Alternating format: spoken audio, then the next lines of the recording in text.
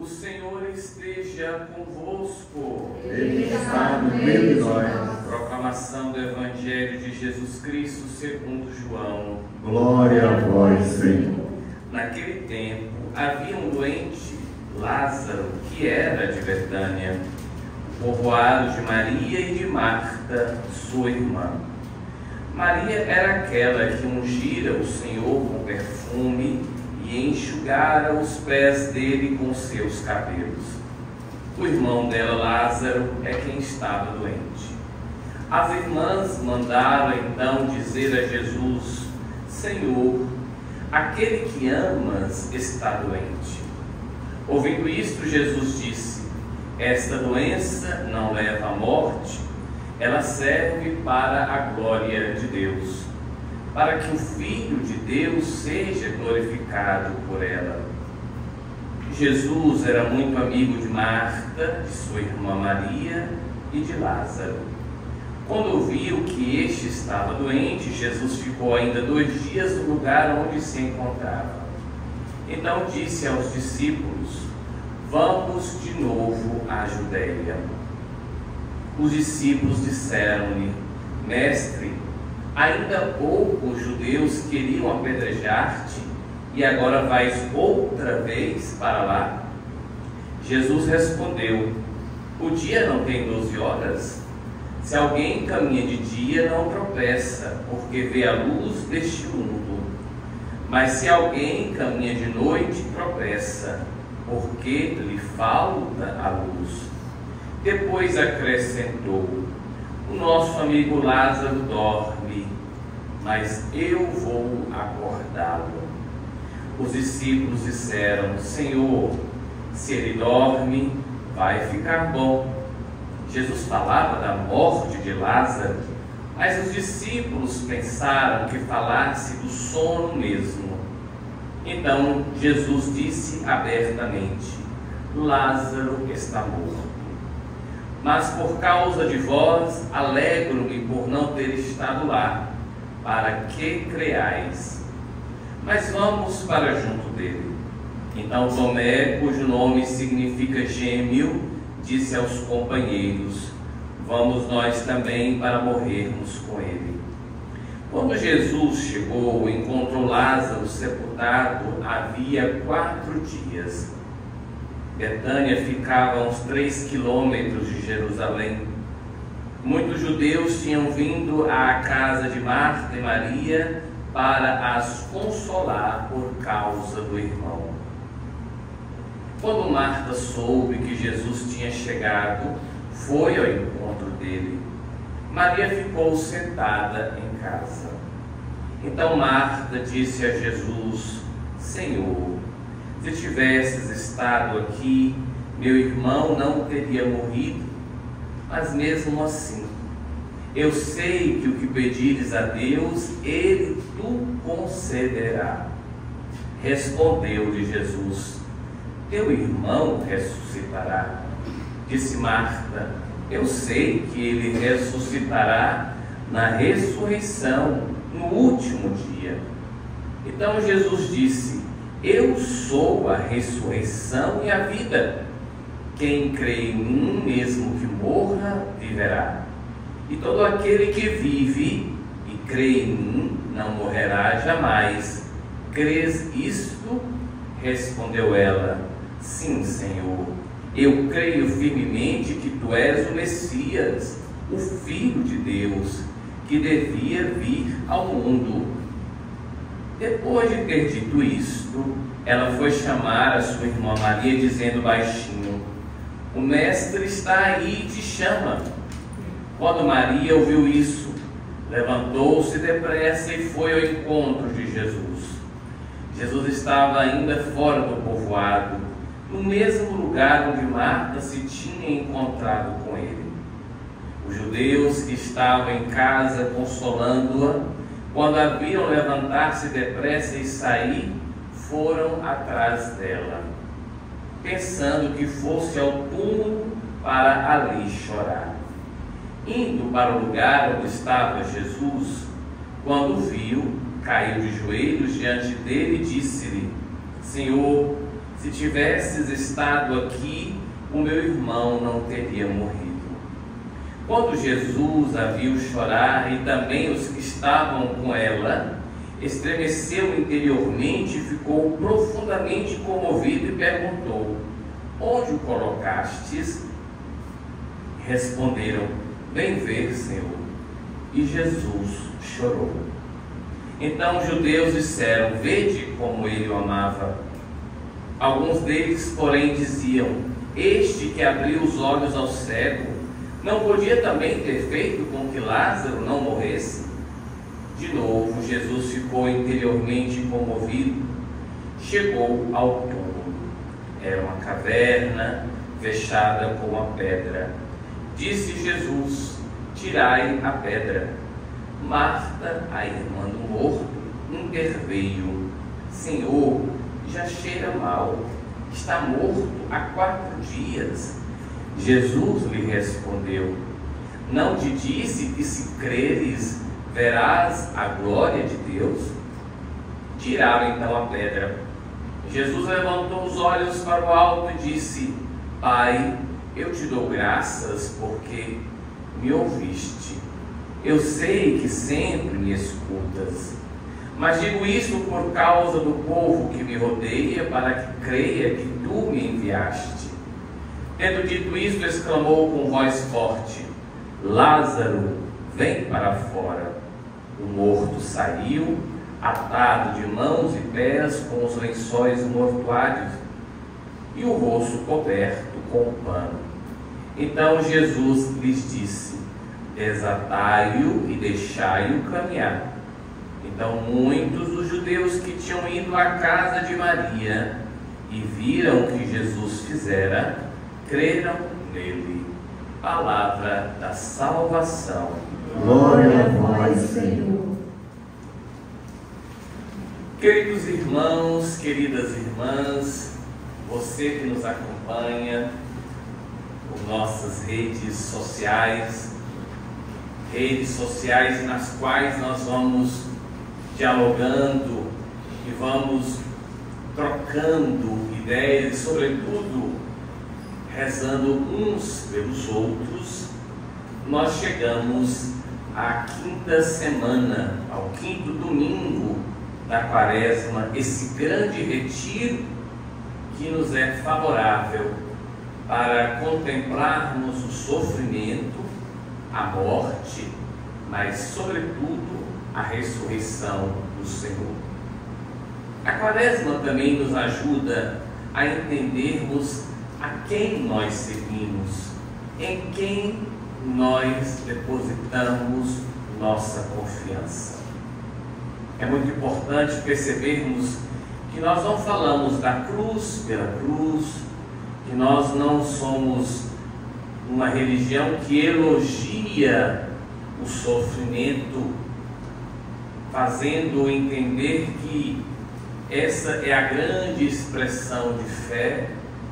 Nós não somos um povo que procuramos desafios no sentido de querermos sempre sentir pesar sobre os nossos ombros a cruz, os problemas, as angústias. Não. Nós somos o povo da vida, o povo da ressurreição. Só que nós não podemos ser alienados e achar que a nossa existência humana não traz consigo traços, elementos de dificuldades, problemas, desafios a serem transpostos. Essas realidades existem. Nós não podemos procurá-los em si mesmos. Mas quando encontrarmos tais situações, deveremos colocar em prática a fé, que vai nos ajudar a ver o invisível e vai nos ajudar a compreender que o sofrimento, as macerações, os problemas, as dificuldades devem ser vividas e, sobretudo, com tudo isto, devemos aprender para nos tornarmos pessoas mais adultas da fé, mais maduras, inteiras, plenas.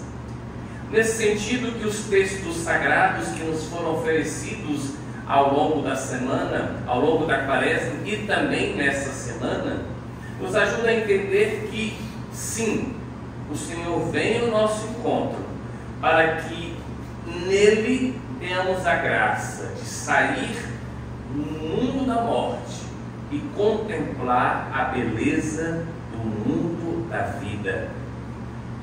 E aí nós vamos compreender a profecia de Ezequiel, dizendo que no Senhor as sepulturas serão abertas, que nós seremos conduzidos para a terra de Israel. Lembremos que essa terra corre leite e mel, e que, uma vez abertas as sepulturas, o Senhor vai se revelar a nós e vai colocar o seu Espírito em nós. Isso é muito importante. O próprio apóstolo Paulo vai dizer isso, que é no Espírito que nós conseguimos orar como convém, e será esse Espírito de Deus, que é Deus, que se tornará para nós mestre da vida interior.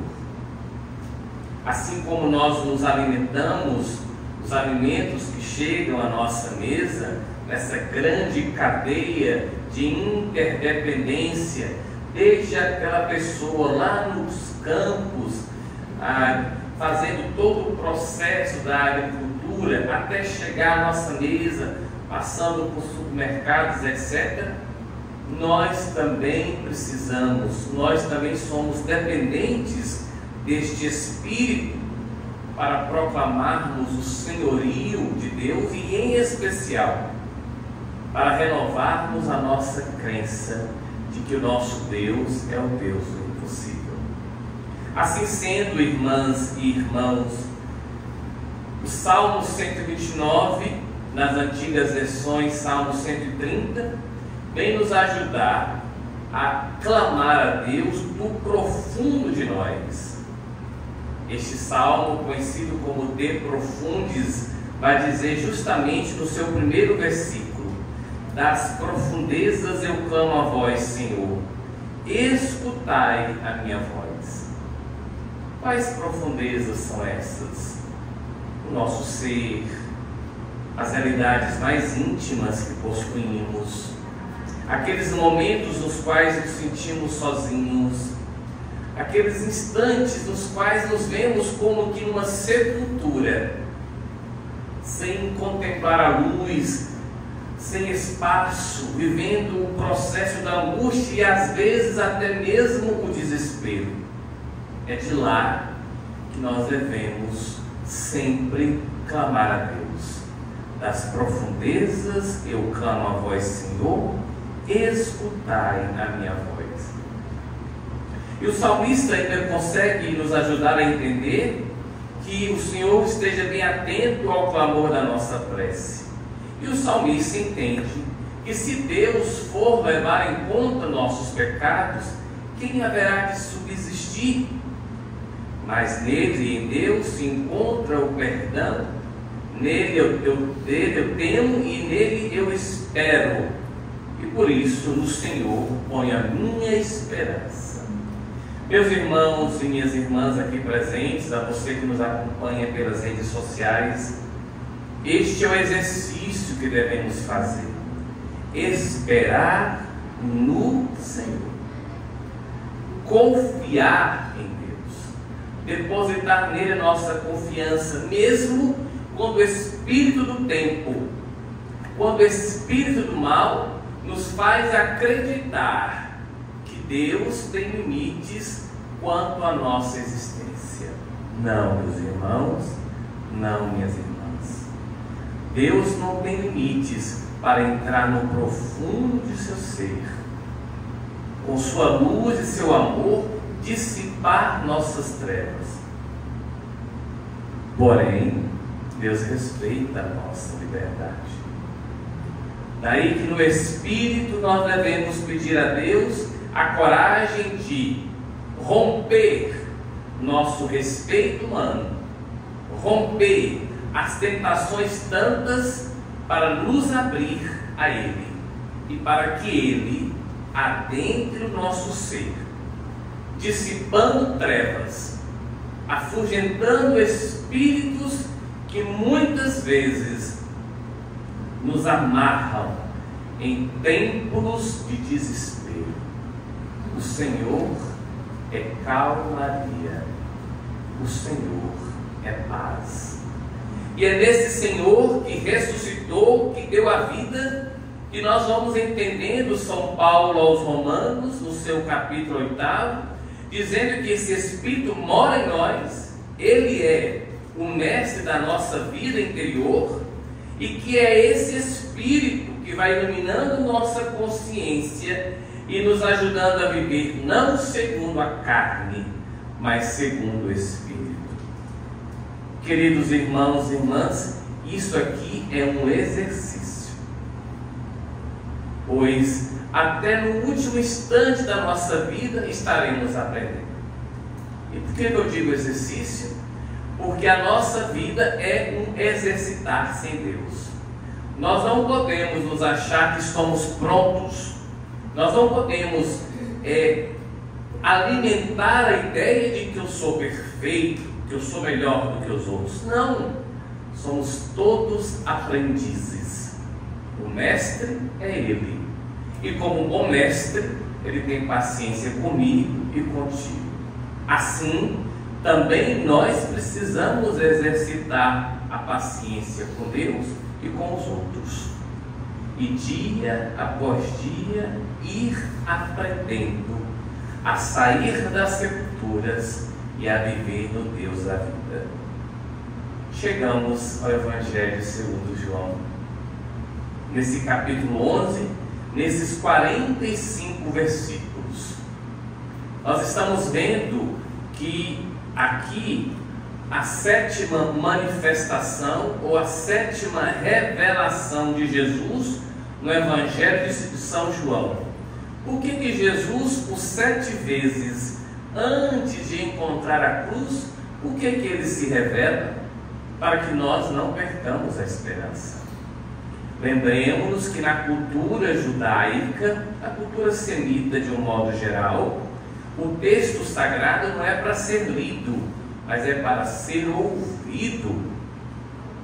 E aquela que vai ouvindo a palavra de Deus e vai permitindo que ela chegue ao coração, a pessoa que ouve, vai entendendo passo a passo que mesmo em meio à cruz e desafios, mesmo diante do lamento da morte, o nosso Deus é o Deus da vida e da ressurreição. Ao escutar, vamos sendo formados e vamos percebendo que passamos por cruzes, desafios, problemas, enfermidades, angústias, mas o Deus cuja palavra escutei e que chegou ao meu coração é o Deus que faz a pedra rolar, que faz me desatar de todo o mal e de toda a morte. A primeira coisa do texto é entender isso. Mais uma revelação. Eu sou o Messias. E quando Jesus escuta que o seu amigo Lázaro está por morrer, ele, de forma muito estranha, diz: vou ficar aqui mais 2 dias. Quando sabemos de alguém enfermo, vamos logo correndo, né? Isso aqui mostra, em primeiro lugar, que Jesus confiava no Pai e ficou 2 dias. Depois, ele faz um movimento de ir à Judéia, mesmo tendo sido lá lugar de perseguição e quase morte. Ele vai. E ao ir, os discípulos ainda ficam assim, meio com medo. Tomé chega mesmo a dizer que vamos, né? Se for para morrer, vamos lá morrer com ele. Mas meio assim, com o pé atrás.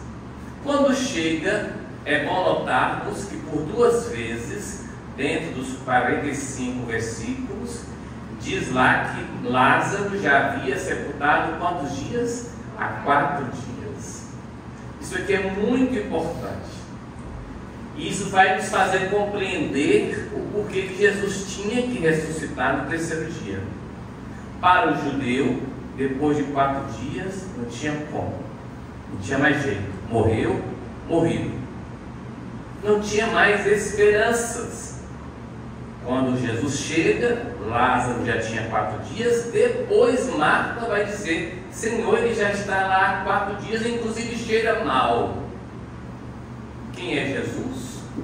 O Deus que realiza o impossível, o Deus que rompe o 4º dia. E mesmo assim, diante de toda aquela manifestação, diante de todo aquele desespero, diante de toda a falta de esperança, Marta, que vem ao encontro do Senhor, diz que se ele pedir ao Pai, vai ressuscitar o filho. E aí Marta diz: eu sei, Senhor, o Senhor pode na ressurreição do último dia. E Jesus diz aquilo que deve ser o centro da nossa fé: eu sou a ressurreição e a vida. Quem crê em mim, mesmo que morra, viverá. E todo aquele que vive e crê em mim não morrerá jamais. Jesus pergunta a Marta, pergunta a mim, pergunta a você, pergunta a nós: crês isso?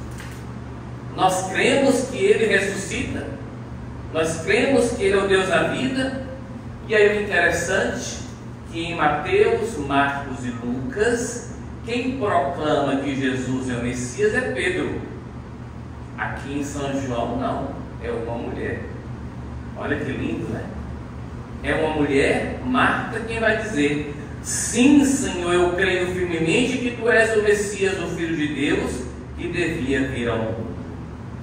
Depois Maria chega, chora, e aí temos um dos menores versículos do Evangelho, que é o versículo 35 deste capítulo 11 de São João, onde diz lá: e Jesus chorou. Não há nenhum indicativo de que Jesus sorriu, mas talvez ele tenha sorrido lá nas bodas de Caná, tenha sorrido em outros momentos, como na pesca milagrosa. Mas os textos sagrados dizem que Jesus chorou. E o que associam a esse choro? Vede como ele o amava. Só que mesmo diante do amor, mesmo diante das lágrimas, o povo, a começar de mim, que é incrédulo, mas esse aí não foi que abriu os olhos dos cegos? Ele não poderia ter estado aqui e ter então feito o seu amigo não morrer? Lembremos que os textos não estão por acaso. Os textos estão aqui para nos ajudar a crer. E por isso que Jesus fala que a morte de Lázaro é para a glória de Deus. E diante da incredulidade daquele povo, manda tirar a pedra. Marta diz: já tem 4 dias. Jesus diz: não te disse que se creres verás a glória de Deus? E aí com voz forte diz: Lázaro, vem para fora. E muitos creram nele. Quero terminar, irmãs e irmãos, dizendo a mim, aos senhores e senhoras: Deus sempre realiza milagres em nossa vida. Deus pode, não tenhamos dúvida, mas tenhamos cuidado. Nossa fé não pode consistir somente em milagres, porque o grande milagre já acontece, que é Deus conosco, nos sustentando na palma de sua mão. Não fiquemos como curiosos que ficam buscando aqui e acolá algo de Deus, interessados, interesseiros. Não. No dia a dia, o Senhor realiza o milagre da vida. E a nossa fé tem que nos manter firmes e fortes, vendo o invisível. Louvado seja nosso Senhor Jesus Cristo. Sempre seja louvado.